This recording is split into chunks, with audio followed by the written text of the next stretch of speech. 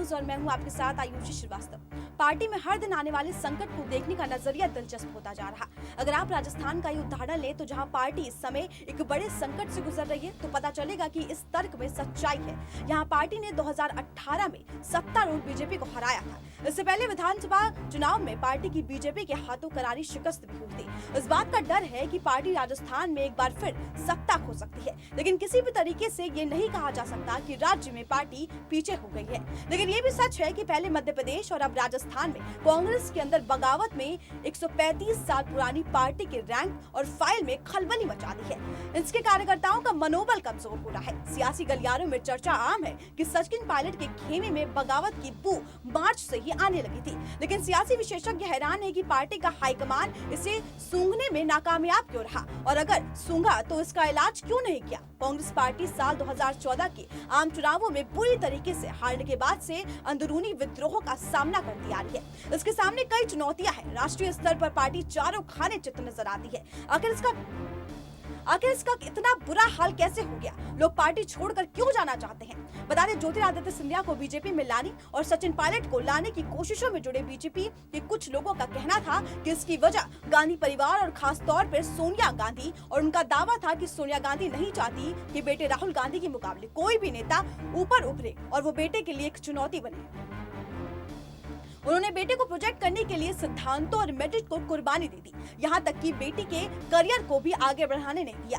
आम धारणा ये है कि बीजेपी नेताओं को कांग्रेस से निकालने पर मजबूर कर रही है, लेकिन बीजेपी सूत्रों के अनुसार हमने ये नहीं न्योता दिया था, ये खुद हमारे पास आए और इसकी वजह ये है कि वो गांधी परिवार के कारण आगे नहीं बढ़ पाएंगे। राहुल गांधी की लीडरशिप और इनकी सियासी समझ बूझ पर उन्हें बिल्कुल भरोसा नहीं था। ये तो छोड़िए, हमारी पार्टी में आने के लिए कांग्रेस वालों की लाइन लगी है, लेकिन हम उन्हें नहीं अपने पार्टी में शामिल करना चाहते जिसके अंदर टैलेंट है। मुझे युवा की मुंबई की युवा नेता भावना जैन सालों तक अमेरिका में रहकर जब भारत लौटी तो सोनिया गांधी से प्रभावित होकर कांग्रेस पार्टी से जुड़ गई। बता दें, वो ये नहीं मानती कि सोनिया गांधी और राहुल गांधी से किसी में कोई समस्या है। वो कहती हैं कि गांधी परिवार को सोशल मीडिया पर बदनाम किया जा रहा है, जिसमें कुछ बिका हुआ मीडिया, सोशल मीडिया और कुछ फिल्म स्टार शामिल है। इन्हें देशद्रोही की तरह से पेश किया जाता है। ये हिटलर शाही जैसा है। ये एक बड़ा संघर्ष है जिसे हम इनकाउंटर करके कोशिश कर रहे हैं। भावना जैन गांधी परिवार की पार्टी के अंदर पूरी तरीके से लोकप्रिय होने को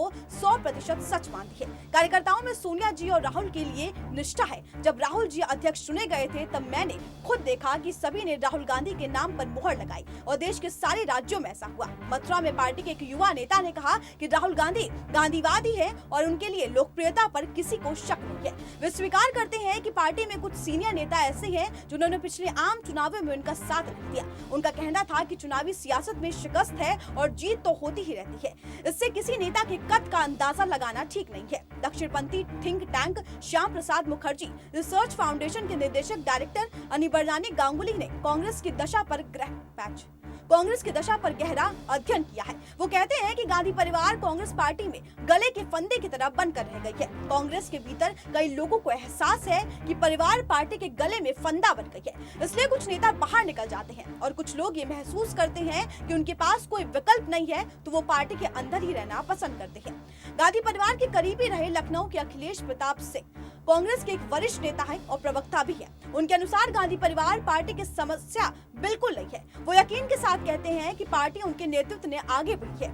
डायरेक्टर अनिबान गांगुली के विचार में पार्टी अनिश्चितता का शिकार रही है। कांग्रेस पार्टी अपने आप को बदलने में नाकाम रही। आत्मनिरीक्षण अब तक नहीं किया गया। डॉक्टर गांगुली ने बीजेपी में अमित शाह के योगदान पर पिछले साल एक किताब भी लिखी। वो आगे कहते हैं कि अमित शाह ने पार्टी का संपूर्ण पुनर्गठन किया।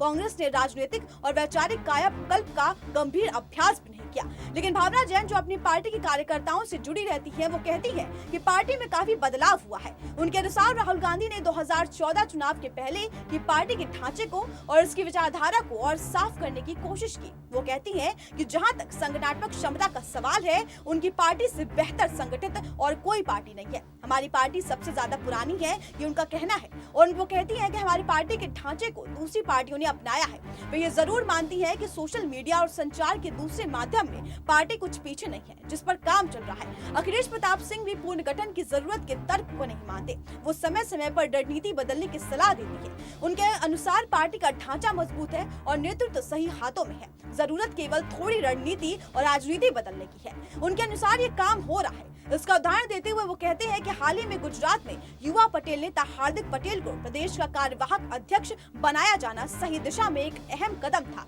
लखनऊ में वरिष्ठ पत्रकार और सियासी विश्लेषज्ञ वीरेंद्र नाथ भट्ट भी हार्दिक पटेल की चयन को कांग्रेस का एक सकारात्मक कदम मानते हैं। नरेंद्र मोदी के बाद इस समय गुजरात के सबसे ज्यादा लोकप्रिय नेता है हार्दिक पटेल। उनका अध्यक्ष बनाया जाना अगले विधानसभा चुनाव यानी कि 2022 के लिए तैयार भी है और गुजरात में बीजेपी को चुनौती भी है। कांग्रेस के कार्यकर्ताओं से बात करके महसूस हुआ कि इन दोनों अंग्रेजी अक्षर से शुरू होने वाले एम वाले 3 शब्दों से पार्टी परेशान है। यानी उनके पास पैसे, बाहुबल और मीडिया की शक्ति है। हम इसका मुकाबला कर रहे हैं, लेकिन हमारे लिए ये एक बड़ा संघर्ष है। वही अखिलेश प्रताप सिंह के अनुसार बीजेपी सत्ता हासिल करने के लिए कोई भी तरीका इस्तेमाल कर सकती है। बीजेपी को हम मॉडर्न पार्टी नहीं मानते। आज की बीजेपी किसी भी स्तर पर चली जाती है, सोशल मीडिया हो या दूसरे साधनों की।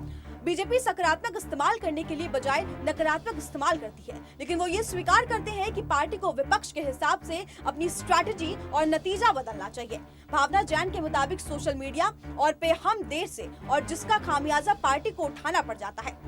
अन्न आंदोलन के दौरान सोशल मीडिया पर एक बड़ी भूमिका भी निभाई। पार्टी के खिलाफ एक नौटंकीबाज और नैरेटिव बना।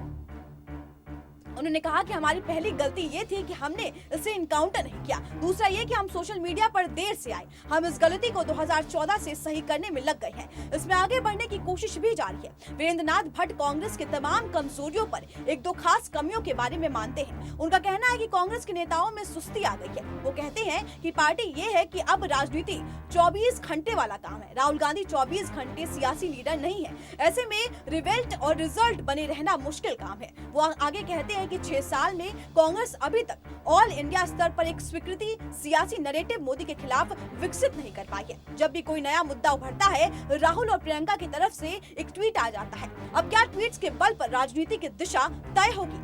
वरिष्ठ पत्रकार भट्ट राहुल और कांग्रेस पार्टी से चुपता सा सवाल करते हैं। उन्होंने कहा कि हमें अपने देश में मोदी या भाजपा विरोधी ताकतों के साथ देना चाहिए या फिर नहीं। योगेंद्र यादव हमेशा से कहते रहे हैं कि कांग्रेस मोदी विरोधी ताकतों के गठन में मुख्य बाधा है। डॉक्टर इरफान गांगुली की निगाह में कांग्रेस की नाकामियों में से एक बहुत अहम नाकामी है इसका असरदार विपक्षी दल पर बनकर उभरने में नाकाम होना। उनके अनुसार पार्टी अब भी खुद को सच्चाई से परे सत्तारूढ़ पार्टी समझती है। अब जब सबकी निगाहें राजस्थान पर टिकी है, पार्टी के नेताओं की चुनौती ये होगी कि वो इस संकट से पहले पार्टी को सफलतापूर्वक कैसे निकाल सकते हैं।